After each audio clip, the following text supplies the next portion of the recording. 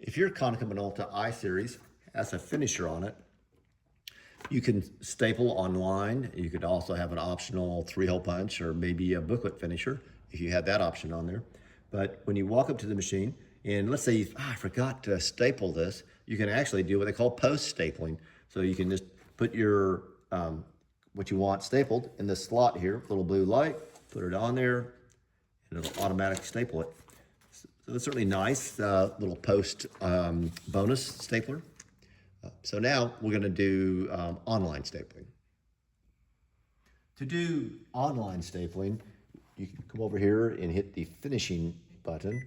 And on this particular unit, I also have a hole punch, but even if I didn't have the hole punch, under stapling, I could say I want it corner stapled, or I want it 2 position stapled. It would staple it twice. So I just want it corner stapled. That's fine. And I'm also, in this case, I have the hole punch on it, so I'm going to hit the 3-hole punch. So when I'm done, I'm going to have this stapled and 3-hole punched. I'm going to put this in the document feeder, and I'll hit the start button, and you'll see how that works.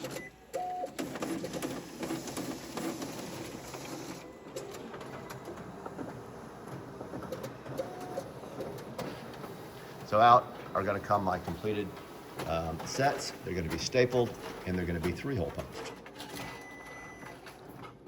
And that's what I have. So there they are. They're corner stapled and hole punched and so forth. I had the default to be on black and white, so it didn't put it in color, but I didn't want it in color. If I had wanted it in color, I could have hit color.